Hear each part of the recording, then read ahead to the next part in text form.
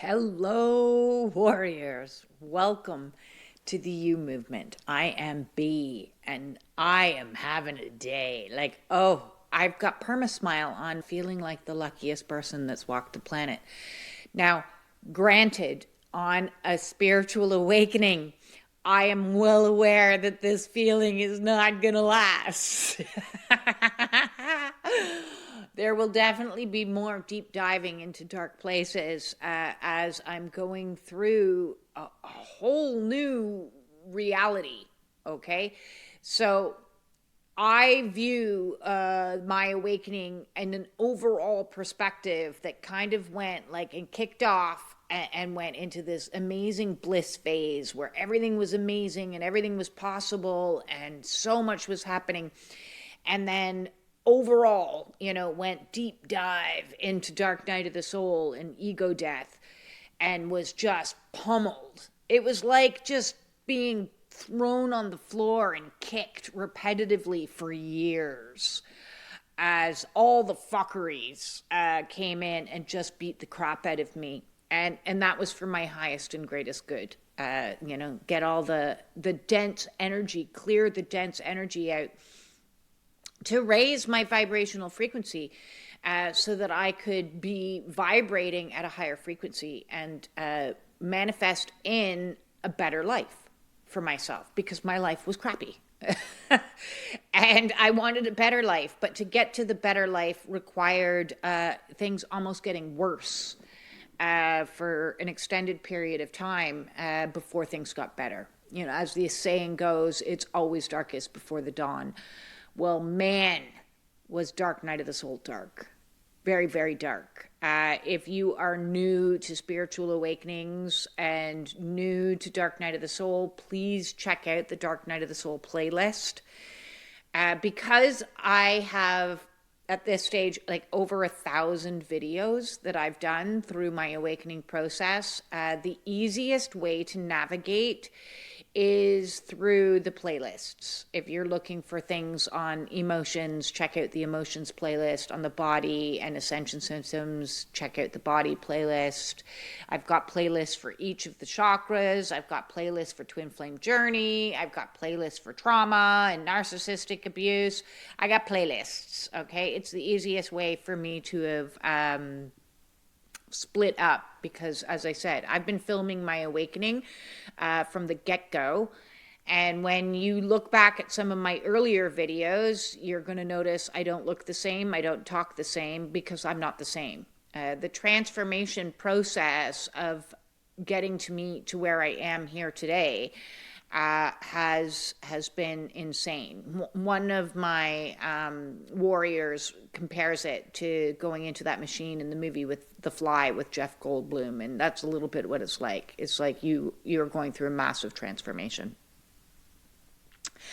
And so now, the last little while, a couple of months since I moved to this new location, which has been 4-ish months now, it's been like, because it never goes just on a straight trajectory. It's up, down, but it's going up, down, up, up, it keeps getting better.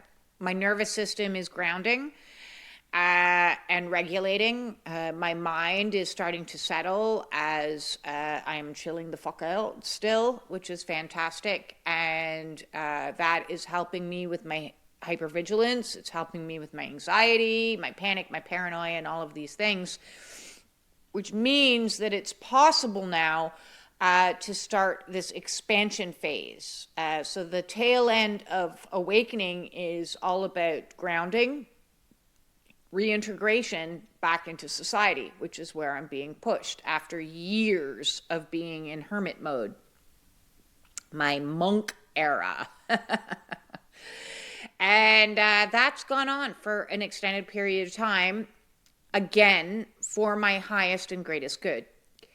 So this last weekend was stepping out of the comfort zone, because once you get used to a new comfort zone, first there was the comfort zone of the toxic life that I lived. I was comfortable in it, even though it was abusive and unhealthy, and I was miserable, but I was comfortable in it. You can be comfortable in misery because you're used to it, right? So you learn to tolerate it. And so I had to leave that comfort zone and head out on an epic journey to lose the weight, to get rid of all my numbings, my alcohol, cigarettes, pot, pharmaceuticals, sugar, and everything else. And through that process, I kept being pushed outside of my comfort zone because, you know, if your comfort zone is to like have a cocktail on a Friday to soothe yourself, or to eat a pizza to soothe yourself, or whatever else, those are your comforts, right? So getting out of your comfort zone means doing what you don't, doing something new, not doing what you've always done. So you establish a new comfort zone. So when you give up alcohol for a while, it's like bumpy, and then you're like, so sobriety is your new comfort zone, your new normal. And when you give up anything else, there's a period of time that is bumpy, and then it becomes your new normal, your new thought process. So for a very long period of time, we're coming up on 5 years, I've been celibate. I've been living alone, not socializing, not going out with friends. Another reason, because when you give up drinking, for example, and all your friends still drink, it's not going to resonate very well. You're going to be at different frequencies. Alcohol is a frequency, okay? It's a low frequency. And so when you go into sobriety, you're now on, it's like being on two different radio stations, and you can't, it doesn't work, right? It doesn't work.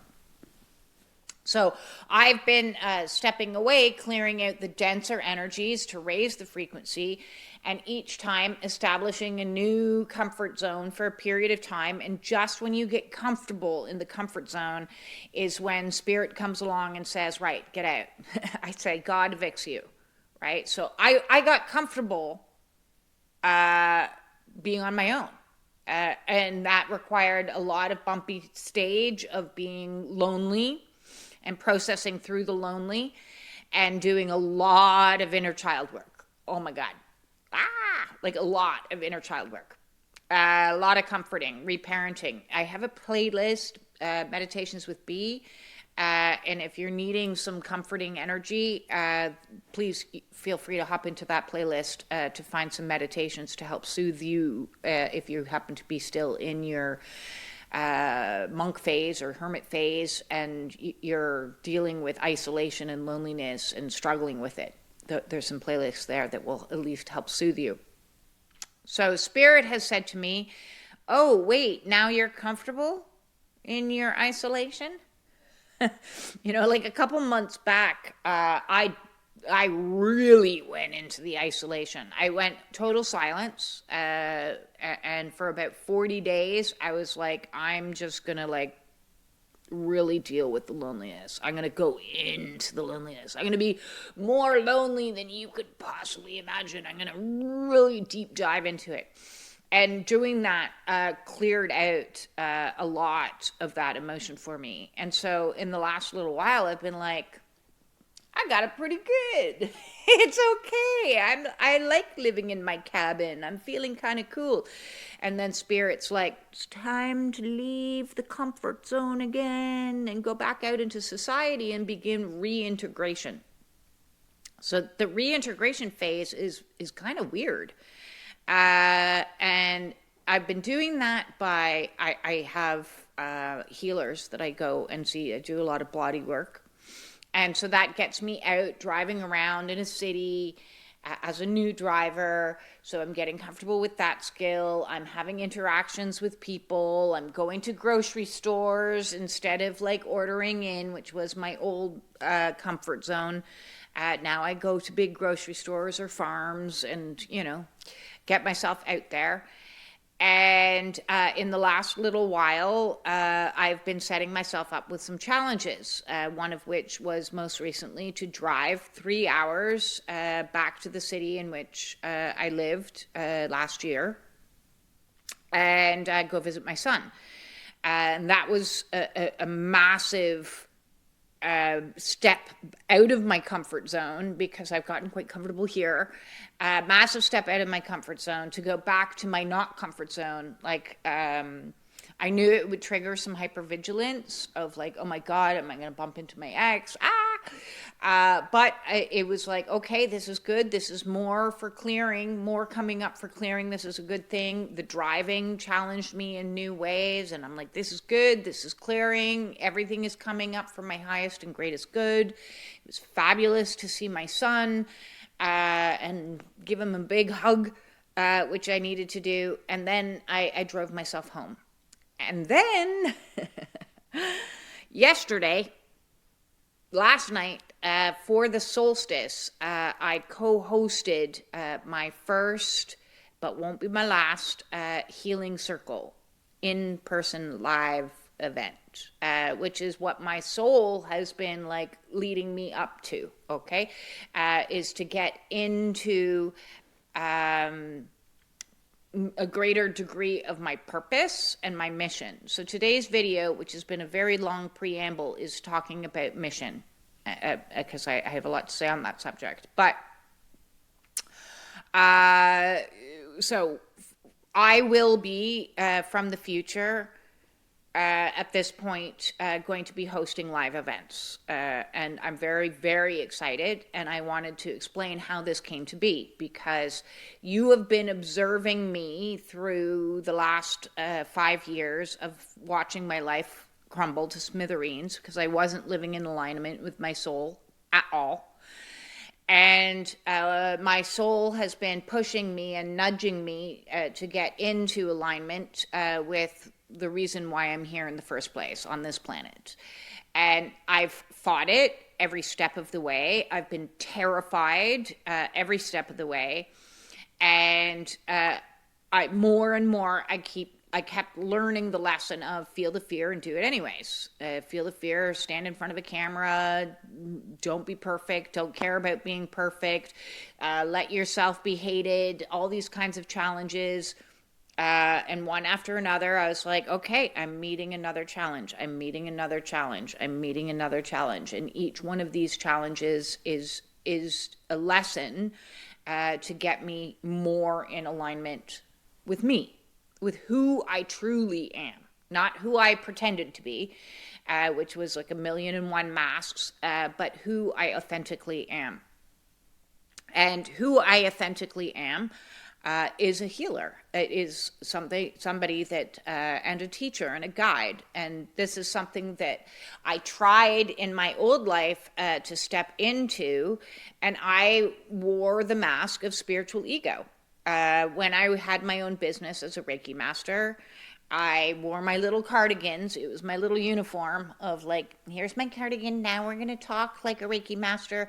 But I was not in alignment with a healthy person, right? So heal thyself is a huge part of being a healer, is you actually have to heal your own wounds, you know? Otherwise, you're stuck in the archetype of the wounded healer that still has shadow activated. So back 15 years ago, when I was doing Reiki, I was overweight. I was in a dysfunctional marriage. As soon as my clients would leave, I would have like a cigarette and like a drink of wine, you know? So none of those things were in alignment with being a healer. And so Spirit was like, right, we've got to like humble this woman a good bit, because people who are destined to be in a position of leadership need to be purified and humbled through the awakening process. Otherwise,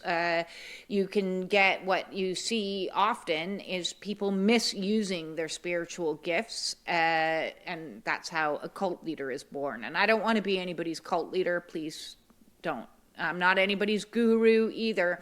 I am, however, somebody that does have the gifts of healing. I have healed myself, as you have seen. I do also have the gifts of being a teacher. That is something that is part of my soul's mission. I first was a teacher in my 20s, teaching English as a second language in Japan.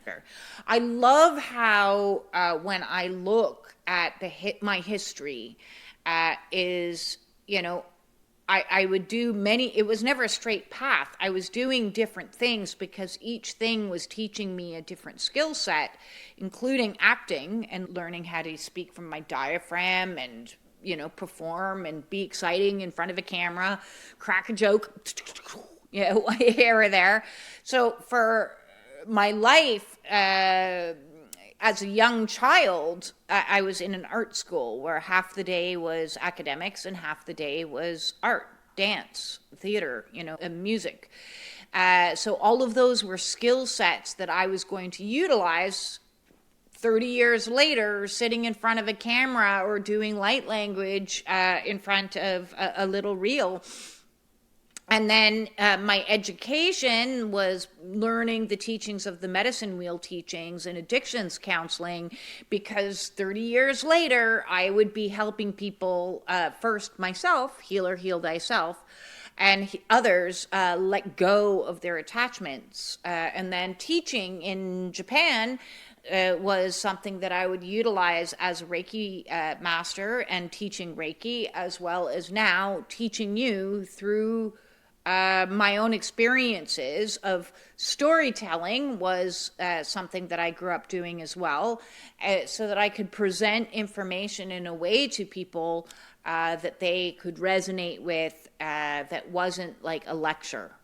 Because I don't lecture people. I have no interest in lecturing people or telling people what to do. I use my personal experience to show you what is possible, because I'm just an example. I'm not, I don't profess to call myself any better than anybody else. We need to stop this dualistic viewpoint that a teacher is somehow superior to a student. A teacher always needs to leave room for their own education and bring themselves back into balance, alignment. So that's why I am vulnerable as opposed to pretense of perfection. There's a very specific reason why I present my videos the way that I do. Now, it's not going to resonate with everybody, and that's fine. I'm not supposed to resonate with everybody. I'm supposed to resonate with certain people who find my teaching style to be more in alignment with them, because they don't like the lecturing, the perfect kind of thing, So thank you for those that have reported back to me that, yes, in fact, me doing this has helped them in a number of ways. So, as you can see, when you look through my experiences through education, as well as my experiences through work, as well as my experiences as a human. Okay, so I was adopted, as we know, at the age of 2, put into Children's Aid Society, and then adopted. I was raised in a very narcissistic household where I was given the role of the scapegoat.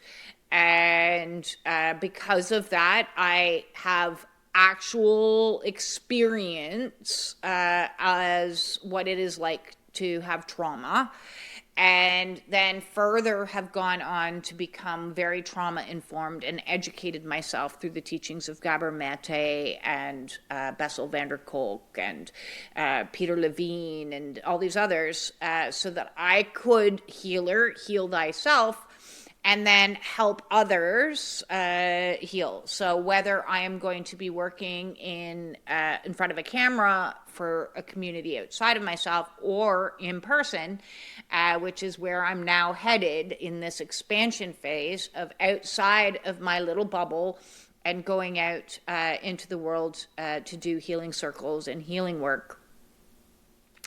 And I bring all this up because a lot of people have talked to me and asked me, oh, how do I find my purpose? Because you're in your purpose. And I'm like, okay, What do you mean and what do you define as purpose or define as mission work? Are you looking at purpose and mission work through the lens of career, through the lens of 3D form that says this is going to provide me an income, and this is going to provide me with a reputation, or this is going to provide me with a title?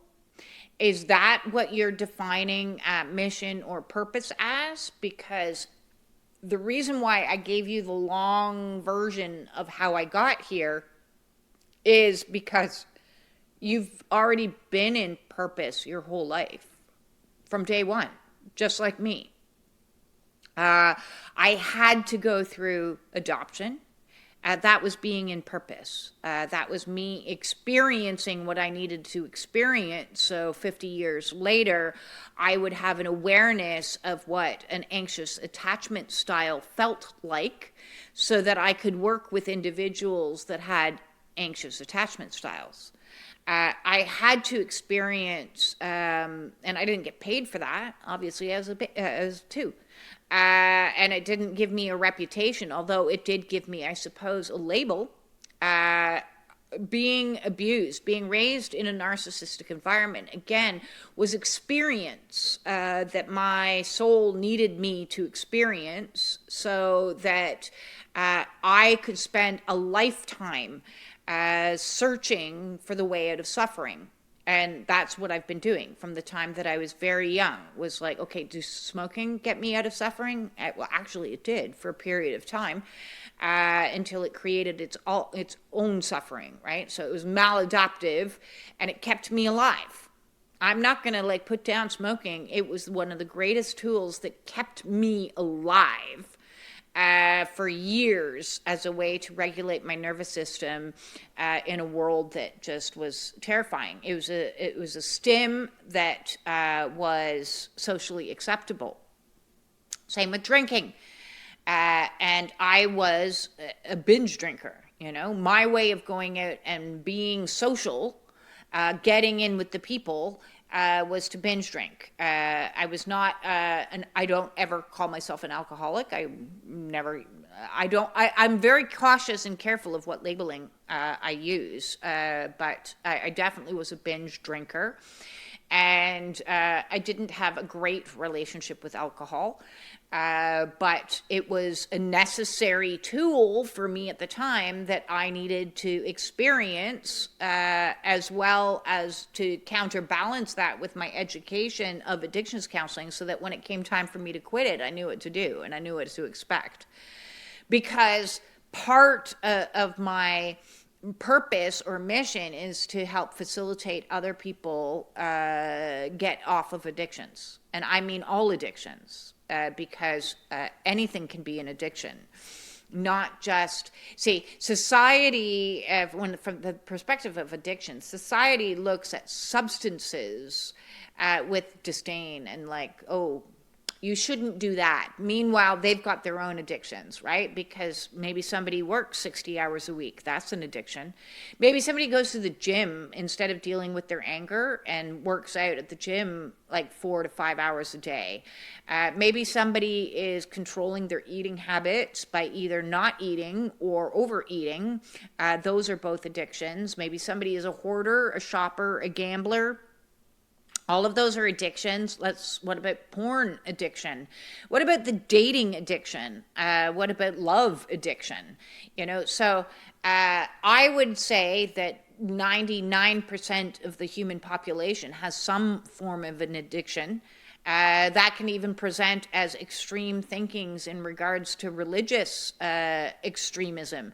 So we grasp on an addiction from my perspective, not only through the lens of psychology, but through the lens of spirituality, is anything that you are holding on to outside of yourself that you require to regulate yourself.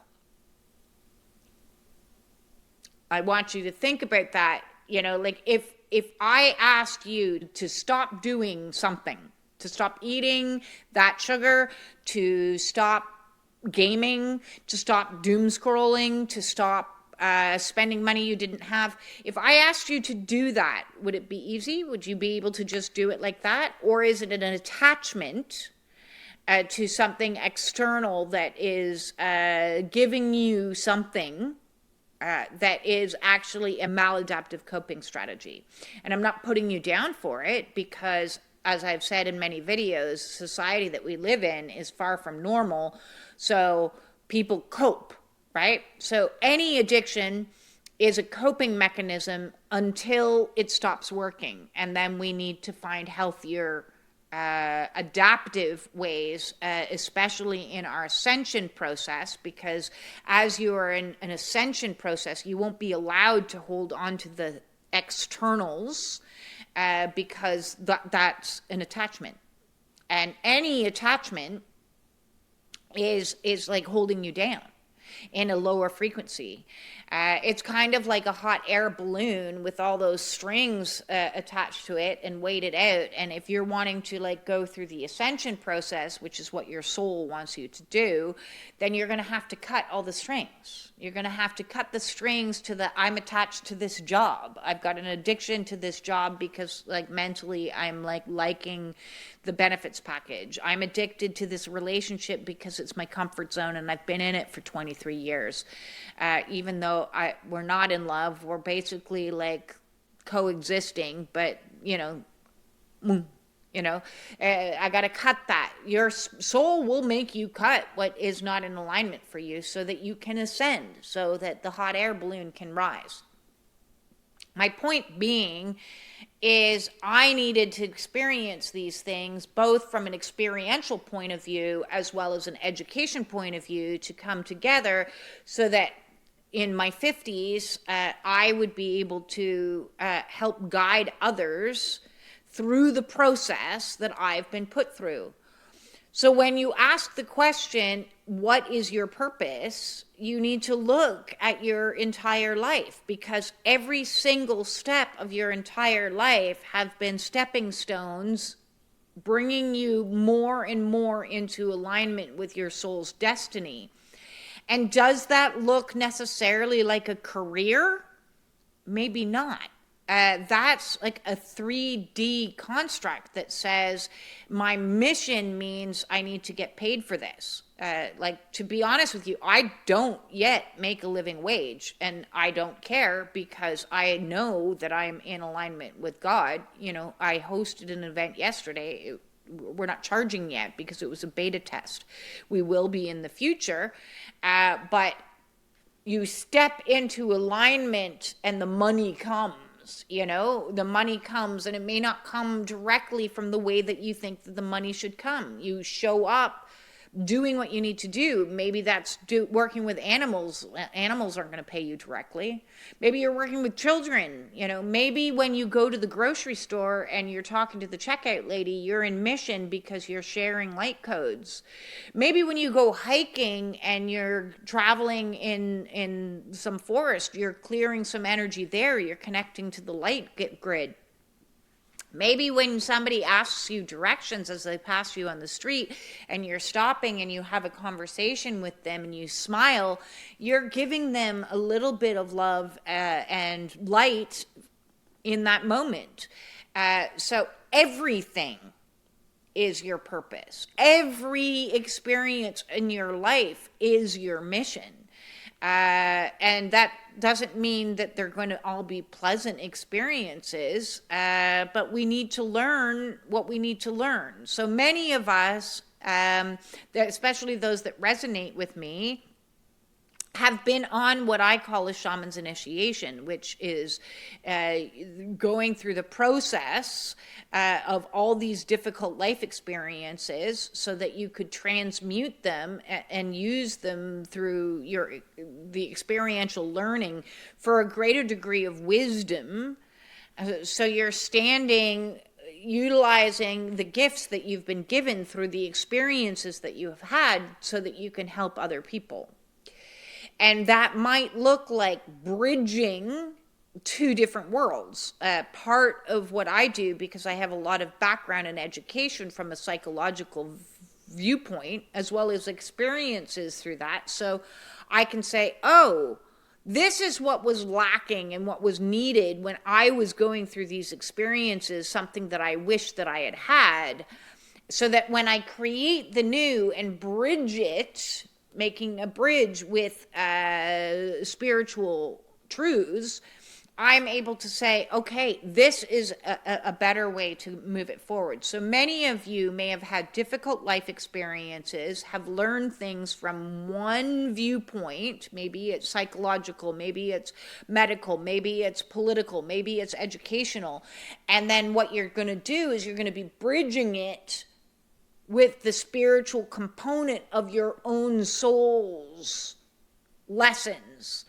So I look at it that the first half of our lives have, in an essence, been deep undercover work. I joke and I call it, GEA. We're God's enforcement agents. Like the DEA, only we're GEA. And we've gone deep embedded into toxic family structures, toxic schooling systems, toxic workplaces, toxic society and cultural structures and political structures. And so our first was experiencing everything that didn't work, everything that was like all kinds of fucked up, so that we could know how it felt through our emotional processing, through this awakening process, and see what was needed so that we could become the problem solvers into the next. So when we face our own fears and face our own emotions and do our own healing work, what we are doing is creating the new earth through our own experiences. So if I'm working here and I don't like this job and it's not letting up, God hasn't moved me, I keep praying for it. Maybe it's because you're meant to be exactly where you are. And that may not feel good to your ego, who would rather be somewhere else, but you will be moved when and if you are meant to be moved. And sometimes it's you don't want to be moved. Like I got moved very violently, very quickly when I got hit by a bobcat machine on my tiny house that I was renting. And I was like, I have to get out of here. I don't feel safe. I literally was 9 days later, I had moved. And repacked everything I had owned again and moved in 9 days. In 2 days is when I had made all the plans. It was all kinds of crazy. So sometimes you're going to be moved very quickly, and sometimes you're going to be held still. And whatever it is, whichever extreme it is, it's because you're not in charge of this. Being in mission means surrendering to whatever is, as well as surrendering to whatever isn't. And if it isn't, there's still lessons to be learned for what is. And I can guarantee you, I'm going to make you a promise, because from my own experiencing, I know that when you are stuck, it's because you're supposed to be stuck and you're supposed to clear. In this not stuckness that I'm experiencing, like if you're stuck in mud, sometimes the best thing to do is to just sit in the mud and go, I'm in the mud right now. I'm not meant to be moving. This stuckness is part of my mission. Maybe you're in a hermit phase and you're not meeting people and you're like, I should be out. I should be doing this. I should be doing that. That's ego talk. When you're hearing a lot of shoulds and shouldn'ts, that's ego talking. And so whatever you're in is what you're supposed to be in. If you're in grief, grieve. And the grief can last years. Okay? I was grieving years. Okay? Even a couple months ago, I was still grieving. And grief still comes every so often. So it's a process. It's a process. And I had to go through grief to understand grief. It's the lesson called grief. I had to go through the lesson called anger, anxiety, terror, fear, all of these things. And I'm still being challenged. We will get challenged over and over again. We'll get challenged in the contraction phase. We're going to get challenged, and that's when we go through dark night of the soul and ego death, and everything's collapsing upon itself and going in. We're going to be challenged equally when we're stepping out and stepping, getting more and more into alignment with what soul wants us to do. I said in a recent video, I laugh at the notion of free will, because once you realize you don't actually have free will, your entire life has been according to your soul's contract, and you've been led exactly where you needed to go at the time that you needed to be there, so you could meet the people that you needed to meet and experience the things that you needed to experience, good or bad, no judgment. Because all the way along, you're accumulating information that you require, so that when we move out of our undercover work of like GAA, of like, I'm going to be embedded in these like systems, that when you pull yourself out of these systems, you become the one that heals. And as you heal, you show others how to heal. So there is nothing outside of you that is going to like empower you more than what's inside of you. You know inside of yourself, okay, what's the next thing I need to let go of? What's the next attachment that needs to be cut? What's the next thing I need to do? And it's going to keep going and keep going. And the more you clear out, the more, by the law of correspondence, it's a universal law. The law of correspondence means spirit is going to align you with where you're at on that emotional frequency. So it's going to align you with people that you're meant to work with. So this situation here, right? My ego was like, I'm going to live in this little tiny house in this Twin Springs trailer park, and I'm gonna figure it out. And spirit was like, you're not where you're supposed to be. And so along comes a bobcat, knocks me on the head, bang my head on the headboard. I've got a concussion. I got to move. I moved to a B&B, and then this is how this story goes, okay? I couldn't stay there. I needed to find somewhere to live. And so I posted in a Facebook group, woman looking to rent a cottage. I wanted to be on a lake to my recovery year, to write my book, right? So I post it. Within an hour, this woman finds me and says, yeah, I have a place for you. Within 2 hours, I had agreed to it. I hadn't even seen it. I was like, yeah, sounds great. Good, take it. Sight unseen. And then a couple of weeks later, a month later, because I was still waiting to move, she does a little video of it. And I'm like, yeah, sold. Great. And I had to come here. Why? I didn't know. It's not like God sent me an itinerary and said, when you get to this area that you're in, you're going to meet these people and this and that. But that's exactly what happened, is I came here with blind faith. Blind faith, moved, no one, 0 people in this beautiful little cabin. And I'm like, okay, I'm going to just wait for God to bring the people, bring the next thing. And I met a woman. I went and I got myself a massage for Valentine's Day. I wanted to do a little self-love. I got myself a massage. We started talking. And she's like, oh, you're a spiritual teacher? And I'm like, yes. And she's like, I'm really interested in getting to know you. So we got to know each other, and then we got to talking, and we said, we really need to team up and do some healing works here. And lo and behold, her husband owns the resort 4 minutes from my house. So we have access to a yoga studio, to the land, and everything that we could possibly need. So I don't need to do anything to like go search for anything. It just fell in my lap. This place just fell in my lap. This situation just fell in my lap, and boom, now we're in business together. So yes, I've started a new in-person business that I am going to be working. which is called the Winds of Change Healing Circles. And I'll be doing retreats in the future. Boom, like that. And that's because Spirit is now providing me what I'm supposed to be doing, because I've learned to sit back and just wait. Just wait, blind faith. The right people will show up when they're meant to.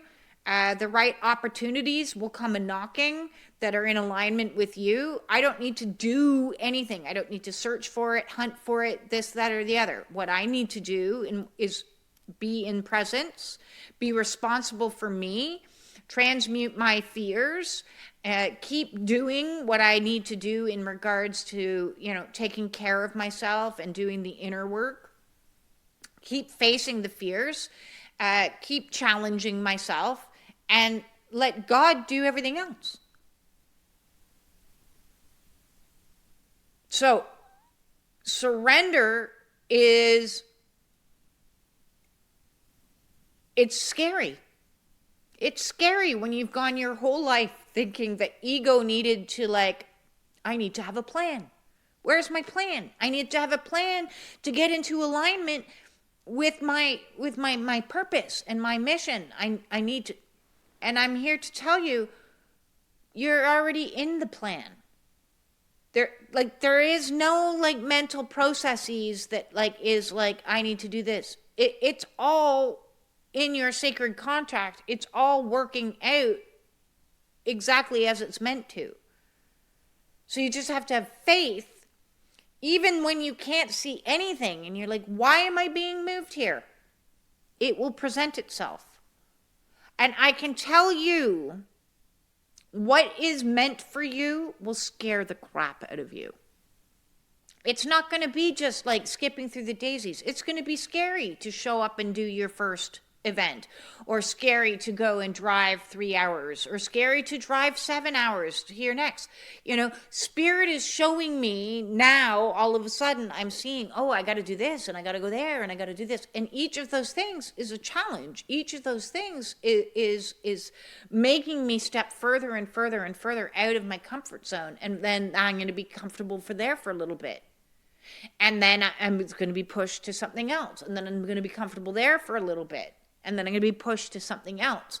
Expansion is a continual growth. And that is not something your ego does. That is something you relax into. So the more you don't know what you're supposed to be doing, then sit still and wait. And Spirit will show you when it's time. Now, that doesn't mean to say that you get lazy and you do nothing. But that means to say that you be in presence. What can I do right now in this moment? I can meditate. I can do yoga. I can go for a walk. I can lie down outside and ground my energy and put my feet on a tree. I can stare at the birds because I need to just clear my mind of all this anxiety and this thinking. And it's not a mental process that's going to get you where you need to go. Yes, our mind is a wonderful tool. And so we use our mind when it's necessary, so we get the impulse to move. And then the mind goes, okay, hire a moving company. I need my mind to make the arrangements to hire the moving company and to find the B&B or, to make the post. And then you turn the mind off again and you go, okay, what's next? What's next? And what's next might be rest. A lot of rest, a lot more rest than you're used to, because there's so much change happening that it needs to be counterbalanced with the feminine energy of learning how to ground and receive and be in this new. So today I'm living my best life ever. And it's only beginning. It's only day one. But it only can get better from here because I spent 5 years grieving and facing fears and doing all the trauma work.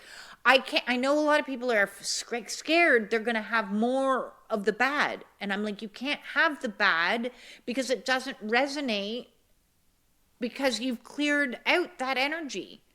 The law of correspondence demands that when you do the healing work that the universe is going to bring that in.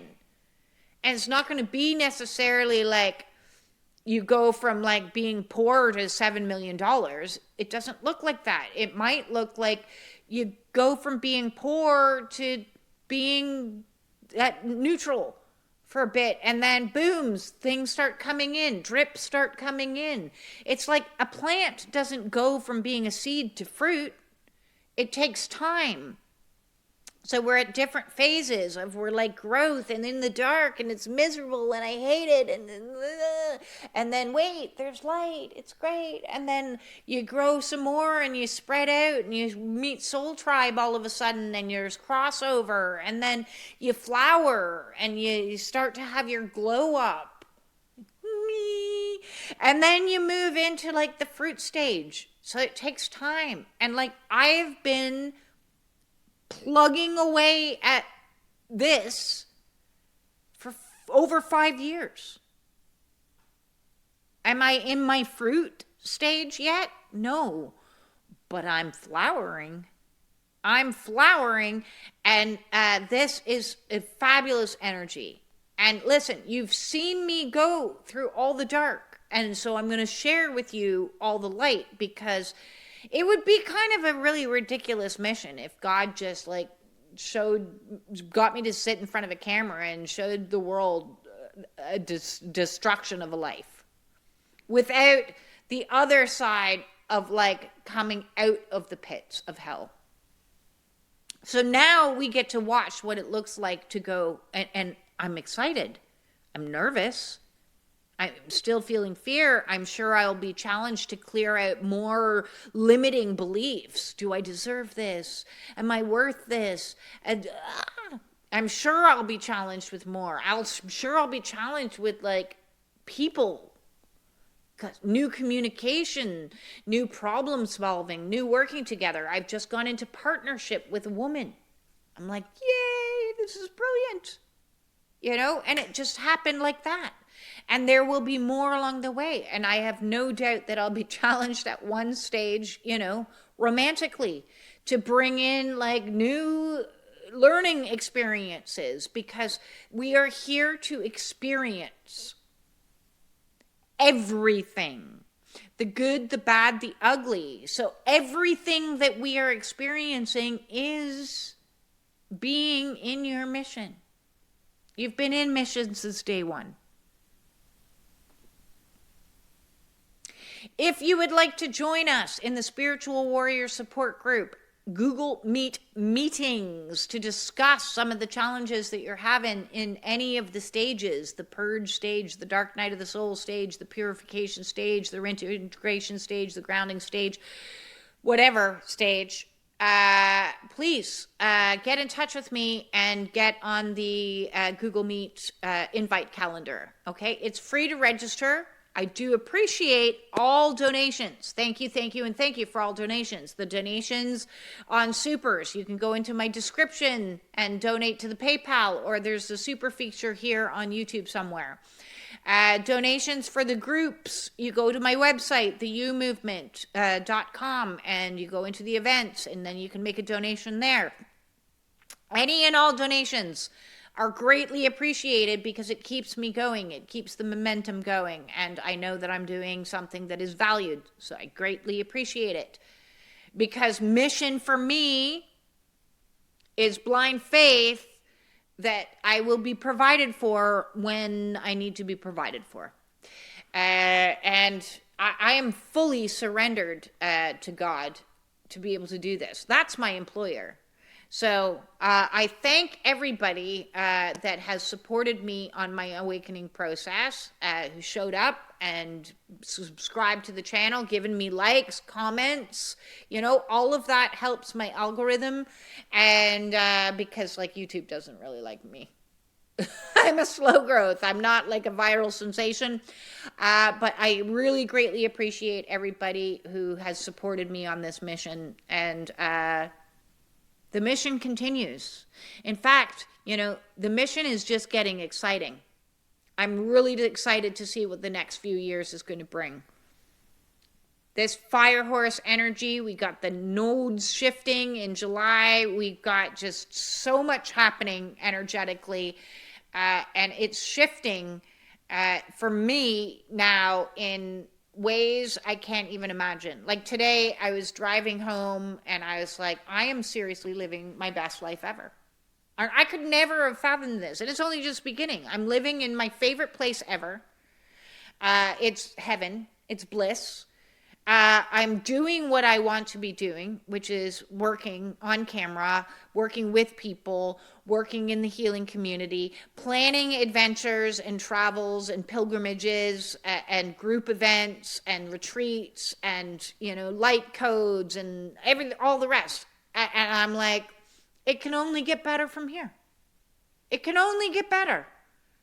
So I'm just beyond grateful. Thank you, and thank you, and thank you, and thank you. Mwah. I'm sending everybody so much love. Peace. Peace in.